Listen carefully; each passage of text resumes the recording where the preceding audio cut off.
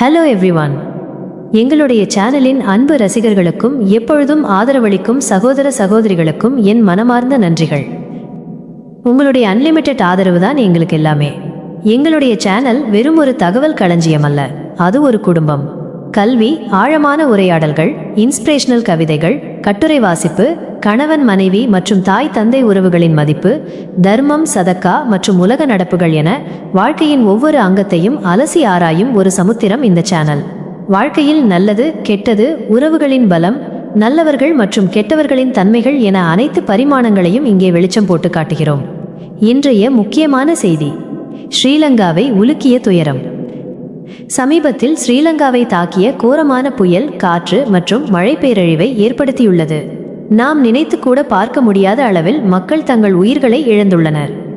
வீடுகள், தோட்டங்கள், விளைநிலங்கள், வாகனங்கள் என அனைத்தையும் இந்த இயற்கை சீற்றம் அழித்துவிட்டது. இந்த சோதனையான தருணத்தில் பாதிக்கப்பட்ட அனைத்து உலக மக்களுக்காகவும் நாம் அடிக்கடி துஆ, பிரார்த்தனை செய்ய வேண்டும்.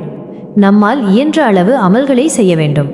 இந்த சோதனைகளை கடந்து வர அல்லாஹ்வின் பெயரால் தர்மங்கள், சதக்காக்கள் செய்வது மிகவும் பிரயோஜனமானது. இந்த இக்கட்டான நேரத்தில் ஒவ்வொரு நாடும் ஸ்ரீலங்காவுக்கு உதவி கரம் நீட்டியது மனதிற்கு பெரிய ஆறுதலை அளிக்கிறது.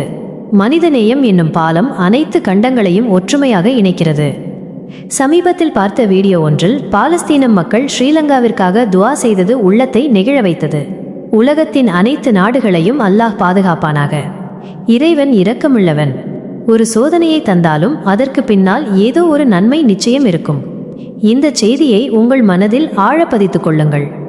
உண்மையாகவே எங்களுடைய இந்த பயணம் உங்கள் ஒவ்வொருவரின் ஆதரவுடனும் அன்புடனும் மட்டுமே தொடர முடியும்.